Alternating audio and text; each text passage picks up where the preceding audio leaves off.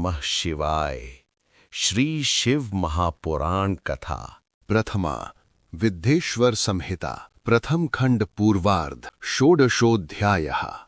मृत्तिका आदि से निर्मित देव प्रतिमाओं के पूजन की विधि, उनके लिए नैवेद्य का विचार, पूजन के विभिन्न उपचारों का फल, विशेष मास, वार, तिथि एवं नक्षत्रों के योग में पूजन का विशेष फल तथा लिंग के वैज्ञानिक स्वरूप का विवेचन। हे साधु शिरोमणि, अब आप पार्थिव प्रतिमा की पूजा का वो विधान बताइए जिस पूजा विधान से समस्त अभीष्ट वस्तुओं की प्राप्ति होती है। हे महर्षियों, तुम लोगों ने बहुत उत्तम बात पूछी है। पार्थिव प्रतिमा का पूजन सदा संपूर्ण मनोरथों को देने वाला है तथा दुख का तत्काल निवारण करने वाला है। मैं उसका वर्णन करता हूं, ध्यान देकर सुनिए। हे द्विजो, यह पूजा अकाल मृत्यु को हरने वाली तथा काल और मृत्यु का भी नाश करने वाली है। यह शीघ्र ही स्त्री, पुत्र और धन धान्य को प्रदान करने वाली है। इसीलिए पृथ्वी आदि की बनी हुई देव प्रतिमाओं की पूजा इस भूतल पर अभीष्टदायक मानी गई है। निश्चय ही इसमें पुरुषों का और स्त्रियों का भी अधिकार है। नदी, पोखरे अथवा कुएं में प्रवेश करके पानी के भीतर से मिट्टी ले आएं, तत्पश्चात गंध चूर्ण के द्वारा उसका संशोधन करके शुद्ध मंडप में रखकर उसे महीन बनाएं तथा हाथ से प्रतिमा बनाएं और दूध से उसका सम्यक संस्कार करें। उस प्रतिमा में अंग प्रत्यंग अच्छी तरह प्रकट हुए हों तथा वह सब प्रकार के अस्त्र शस्त्रों से संपन्न बनाई गई हो। तदनंतर उसे पद्मासन पर स्थापित करके आदरपूर्वक उसका पूजन करे। गणेश, सूर्य, विष्णु, दुर्गा और शिव जी की प्रतिमा का एवं शिव जी के शिवलिंग का द्विज को सदा पूजन करना चाहिए। पूजन जनित फल की सिद्धि के लिए 16 उपचारों द्वारा पूजन करना चाहिए। पुष्प से प्रोक्षण और मंत्र पाठ पूर्वक अभिषेक करे। अगहनी के चावल से नैवेद्य तैयार करे। सारा नैवेद्य एक कुड़व यानी लगभग पाव भर होना चाहिए। घर में पार्थिव पूजन के लिए एक कुड़व और बाहर किसी मनुष्य द्वारा स्थापित शिवलिंग के पूजन के लिए एक प्रस्थ यानी सेर भर नैवेद्य तैयार करना आवश्यक है, ऐसा जानना चाहिए। देवताओं द्वारा स्थापित शिवलिंग के लिए 3 सेर नैवेद्य अर्पित करना उचित है और स्वयं प्रकट हुए लिंग के लिए 5 सेर।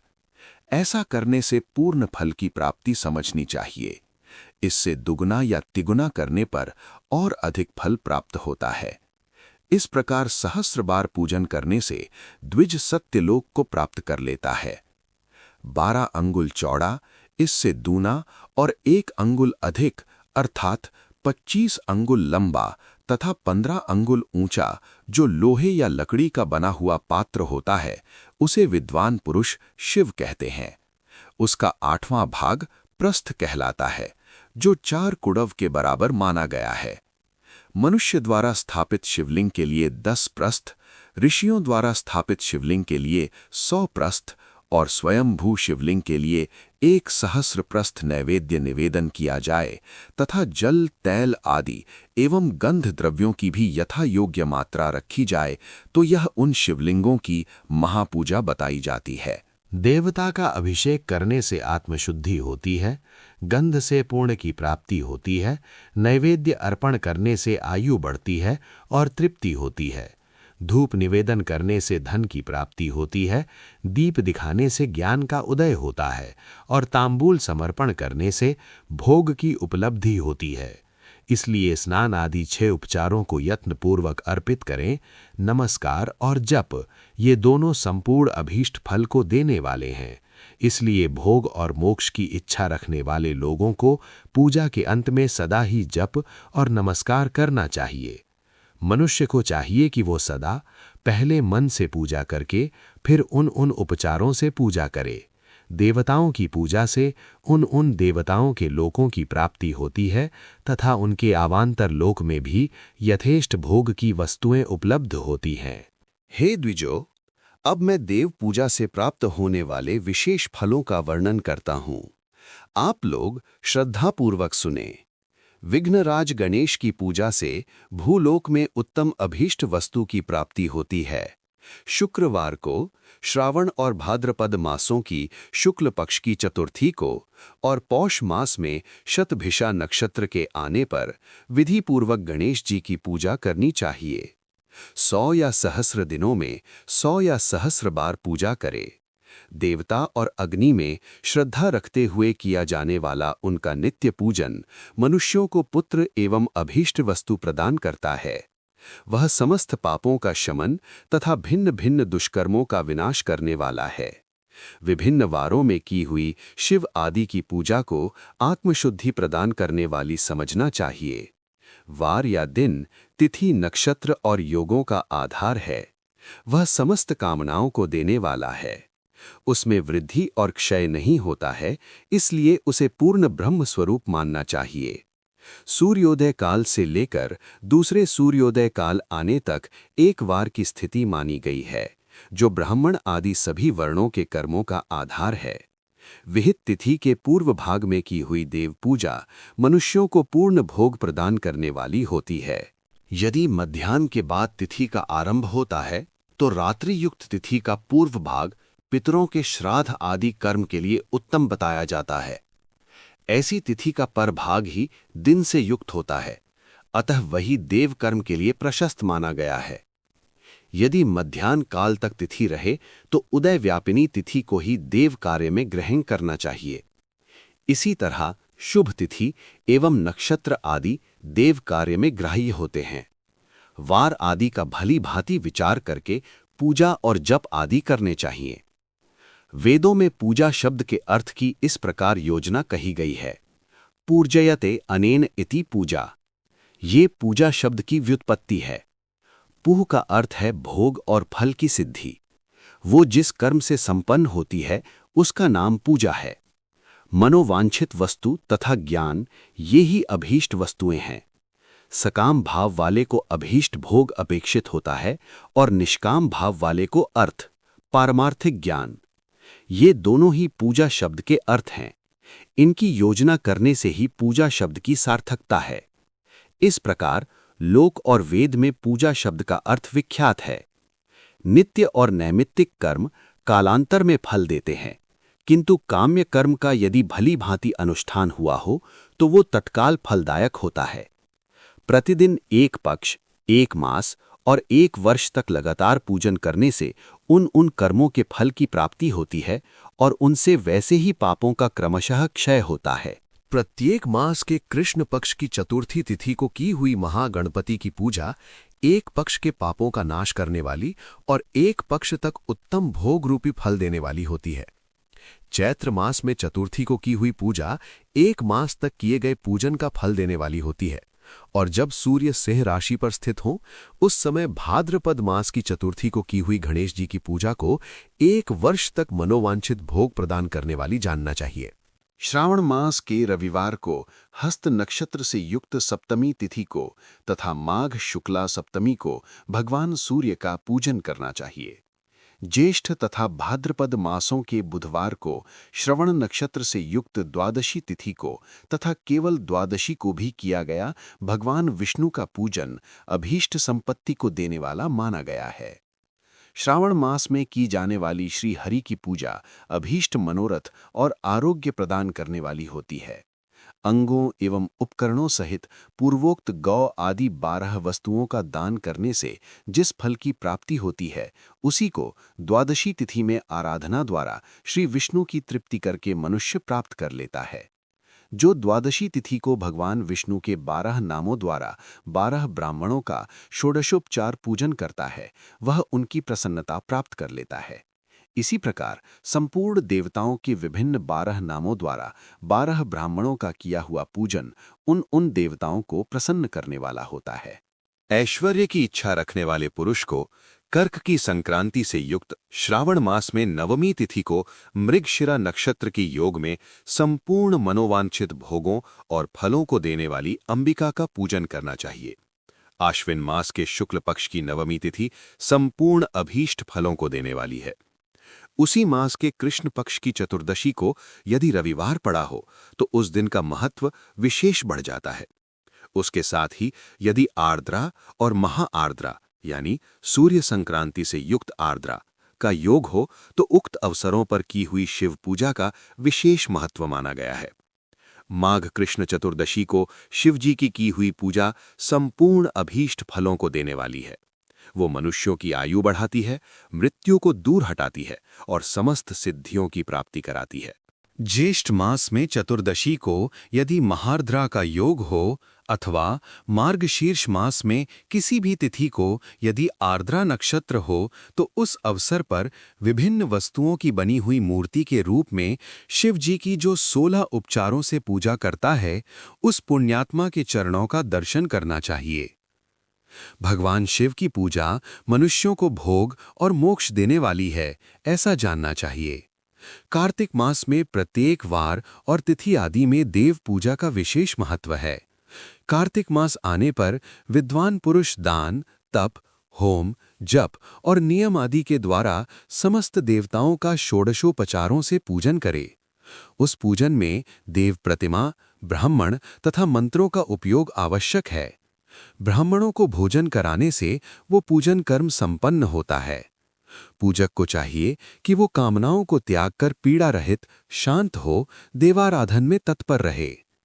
कार्तिक मास में देवताओं का यजन पूजन समस्त भोगों को देने वाला होता है। ये व्याधियों को हर लेने वाला और भूतों तथा ग्रहों का विनाश भी करने वाला है।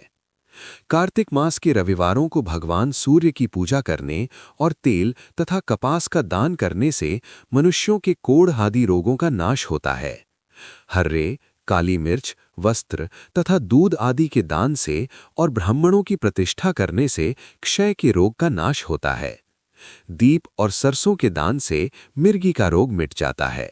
कृत्तिका नक्षत्र से युक्त सोमवारों को किया हुआ शिवजी का पूजन मनुष्यों के महान दारिद्र्य को मिटाने वाला और संपूर्ण संपत्तियों को देने वाला है। घर की आवश्यक सामग्रियों के साथ गृह और क्षेत्र आदि का दान करने से भी उक्त फल की प्राप्ति होती है। कृतिका युक्त मंगलवारों को श्री स्कंद का पूजन करने से तथा दीपक एवं घंटा आदि का दान देने से मनुष्यों को शीघ्र ही वाक सिद्धि प्राप्त हो जाती है। कृतिका युक्त बुधवारों को किया हुआ श्री विष्णु का यजन तथा दही भात का दान मनुष्यों को उत्तम संतान की प्राप्ति कराने वाला होता है। कृतिका युक्त गुरुवारों को धन से ब्रह्मा जी का पूजन तथा मधु, सोना और घी का दान करने से मनुष्यों के भोग वैभव की वृद्धि होती है। कृत्तिका युक्त शुक्रवारी को गजानन गणेश जी की पूजा करने से तथा गंध, पुष्प एवं अन्न का दान देने से मानवों को सुख भोगने योग्य पदार्थों की वृद्धि होती है। उस दिन सोना, चांदी आदि का दान करने से वंध्या को भी उत्तम पुत्र की प्राप्ति होती है। कृत्तिका युक्त शनिवारों को दिक्पालों की वंदना, दिग्गजों, नागों, सेतुपालों का पूजन और त्रिनेत्रधारी रुद्र तथा पापहारी विष्णु का पूजन ज्ञान की प्राप्ति कराने वाला है। ब्रह्मा, धन्वंतरी एवं दोनों अश्विनी कुमारों का पूजन करने से रोग तथा अमृत्यु का निवारण होता है और तात्कालिक व्याधियों की शांति हो जाती है। नमक, लोहा, तेल और उड़द आदि का, त्रिकटु, सोंठ, पीपल और गोल मिर्च का, फल, गंध और जल आदि का तथा घृत आदि द्रव पदार्थों का और सुवर्ण आदि, मोती, धान्य आदि ठोस वस्तुओं का भी दान देने से स्वर्गलोक की प्राप्ति होती है। इनमें से नमक आदि का मान कम से कम 1 प्रस्थ, सेर और सुवर्ण आदि का मान कम से कम 1 पल होना चाहिए। धनु की संक्रांति से युक्त पौष मास में उषः काल में शिव आदि समस्त देवताओं का पूजन क्रमशः समस्त सिद्धियों की प्राप्ति कराने वाला होता है। इस पूजन में अगहनी के चावल से तैयार किए गए हविष्य का नैवेद्य उत्तम बताया जाता है। पौष मास में नाना प्रकार के अन्न का नैवेद्य विशेष महत्व रखता है। मार्गशीर्ष मास में केवल अन्न का दान करने वाले मनुष्य को संपूर्ण अभीष्ट फलों की प्राप्ति हो जाती है। मार्गशीर्ष मास में अन्न का दान करने वाले मनुष्य के सारे पाप नष्ट हो जाते हैं। वह अभीष्ट सिद्धि, आरोग्य, धर्म, वेद का सम्यक ज्ञान, उत्तम अनुष्ठान का फल, इहलोक और परलोक में महान भोग तथा अंत में सनातन योग यानी मोक्ष तथा वेदांत ज्ञान की सिद्धि प्राप्त कर लेता है। जो भोग की इच्छा रखने वाला है वह मनुष्य मार्गशीर्ष मास आने पर कम से कम 3 दिन भी उषः काल में अवश्य देवताओं का पूजन करे और पौष मास को पूजन से खाली न जाने दे। उषः काल से लेकर संगव काल तक ही पौष मास में पूजन का विशेष महत्व बताया गया है। पौष मास में पूरे महीने भर जितेंद्रिय और निराहार रहकर द्विज प्रातः काल से मध्याह्न काल तक वेद माता गायत्री का जप करे। तत्पश्चात रात को सोने के समय तक पंचाक्षर आदि मंत्रों का जप करे। ऐसा करने वाला ब्राह्मण ज्ञान पाकर शरीर छूटने के बाद मोक्ष प्राप्त कर लेता है। द्विजेतर नर नारियों को त्रिकाल स्नान और पंचाक्षर मंत्र के ही निरंतर जप से विशुद्ध ज्ञान प्राप्त हो जाता है। ईष्ट मंत्रों का सदा जप करने से बड़े पापों का भी नाश हो जाता है। पौष मास में विशेष रूप से महानैवेद्य चढ़ाना चाहिए। यहाँ बताई सभी वस्तुएं 12 की संख्या में समझनी चाहिए। चावल 12 भार, काली मिर्च 12 प्रस्थ, मधु और घृत 12 कुडव, मूंग 12 द्रोण, 12 प्रकार के व्यंजन, घी में तले हुए पुए, लड्डू और चावल के मिष्टान 12 प्रस्थ, दही और दूध और 12 नारियल आदि फल, 12 सुपारी, कर्पूर, कत्था और 5 प्रकार के सुगंध द्रव्यों से युक्त 36 पत्ते पान से महानैवेद्य बनता है। इस महानैवेद्य को देवताओं को अर्पण करके वर्णानुसार उस देवता के भक्तों को दे देना चाहिए। इस प्रकार के ओदन नैवेद्य से मनुष्य पृथ्वी पर राष्ट्र का स्वामी होता है। महानैवेद्य के दान से स्वर्ग प्राप्ति होती है। हे द्विजश्रेष्ठो, 1000 महानैवेद्यों के दान से सत्यलोक प्राप्त होता है और उस लोक में पूर्णायु प्राप्त होती है, एवं 30,000 महानैवेद्यों के दान से उसके ऊपर के लोकों की प्राप्ति होती है तथा पुनर्जन्म नहीं होता। 36,000 महानैवेद्यों को जन्म नैवेद्य कहा गया है। उतने नैवेद्यों का दान महापूर्ण कहलाता है। महापूर्ण नैवेद्य ही जन्म नैवेद्य कहा गया है। जन्म नैवेद्य के दान से पुनर्जन्म नहीं होता। कार्तिक मास में संक्रांति, व्यतिपात, जन्म नक्षत्र, पूर्णिमा आदि किसी पवित्र दिन को जन्म नैवेद्य चढ़ाना चाहिए। संवत्सर के प्रारंभिक दिन को भी उत्तम जन्म नैवेद्य का अर्पण करना चाहिए। किसी अन्य महीने में भी जन्म नक्षत्र के पूर्ण योग के दिन तथा अधिक पुण्य योगों के मिलने पर धीरे धीरे 36,000 महानैवेद्य अर्पण करे। जन्म नैवेद्य के दान से जन्मार्पण का फल प्राप्त होता है। जन्मार्पण से प्रसन्न होकर भगवान शंकर अपना सायुज्य प्रदान करते हैं। इसलिए इस जन्म नैवेद्य को शिव को ही अर्पण करना चाहिए। योनि और लिंग रूप में विराजमान शिव जन्म को देने वाले हैं। अतः पुनर्जन्म की निवृत्ति के लिए जन्म नैवेद्य से शिव की पूजा करनी चाहिए। सारा चराचर जगत बिंदु नाद स्वरूप है। बिंदु शक्ति है और नाद शिव। इस तरह ये जगत शिव शक्ति स्वरूप ही है। नाद बिंदु का और बिंदु इस जगत का आधार है। ये बिंदु और नाद, शक्ति और शिव संपूर्ण जगत के आधार रूप से स्थित है। बिंदु और नाद से युक्त सब कुछ शिव स्वरूप है, क्योंकि वही सबका आधार है। आधार में ही आधेय का समावेश अथवा लय होता है। यही सकलीकरण है। इस सकलीकरण की स्थिति से ही सृष्टि काल में जगत का प्रादुर्भाव होता है। इसमें संशय नहीं है।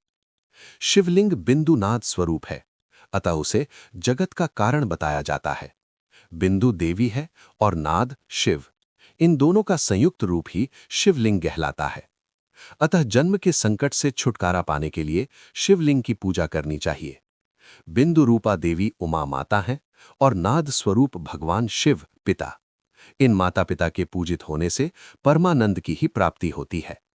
अतः परमानंद का लाभ लेने के लिए शिवलिंग का विशेष रूप से पूजन करें। वे देवी उमा जगत की माता हैं और भगवान शिव जगत के पिता।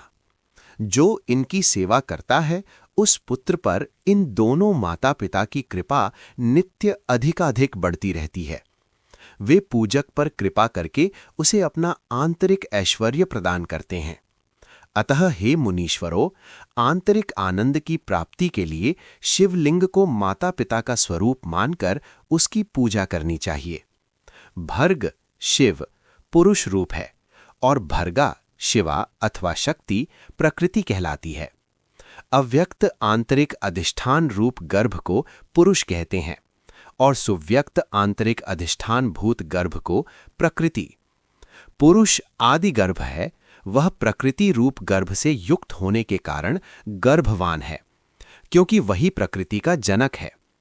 प्रकृति में जो पुरुष का संयोग होता है, यही पुरुष से उसका प्रथम जन्म कहलाता है। अव्यक्त प्रकृति से महत्तत्वादी के क्रम से जो जगत का व्यक्त होना है, यही उस प्रकृति का द्वितीय जन्म कहलाता है। जीव पुरुष से ही बार बार जन्म और मृत्यु को प्राप्त होता है। माया द्वारा अन्य रूप से प्रकट किया जाना ही उसका जन्म कहलाता है। जीव का शरीर जन्म काल से ही जीर्ण 6 भाव विकारों से युक्त होने लगता है, इसीलिए उसे जीव यह संज्ञा दी गई है। जो जन्म लेता और विविध पाशों द्वारा बंधन में पड़ता है, उसका नाम जीव है। जन्म और बंधन जीव शब्द का ही अर्थ है। अतः जन्म मृत्यु रूपी बंधन की निवृत्ति के लिए जन्म के अधिष्ठान भूत माता पिता स्वरूप शिवलिंग का भली भांति पूजन करना चाहिए।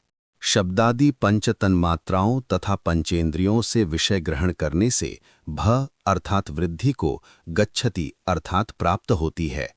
इसलिए भग शब्द का अर्थ प्रकृति है। भोग ही भग का मुख्य शब्दार्थ है। मुख्य भग प्रकृति है और भगवान शिव कहे जाते हैं। भगवान ही भोग प्रदान करते हैं, दूसरा कोई नहीं दे सकता। भग प्रकृति का स्वामी भगवान ही विद्वानों द्वारा भर्ग कहा जाता है। भग प्रकृति से संयुक्त परमात्म लिंग और लिंग संयुक्त भग प्रकृति ही इस लोक और परलोक में नित्य भोग प्रदान करते हैं। अतः भगवान महादेव के शिवलिंग की पूजा करनी चाहिए। संसार को उत्पन्न करने वाले सूर्य हैं और उत्पन्न करने के कारण जगत ही उनका प्रत्यक्ष चिन्ह है, इसलिए उनका एक नाम भग भी है। पुरुष को लिंग में जगत को उत्पन्न करने वाले लिंगी की ही पूजा करनी चाहिए। सृष्टि के अर्थ को बताने वाले चिन्ह के रूप में ही उसे लिंग कहा जाता है। लिंग परम पुरुष शिव का बोध कराता है।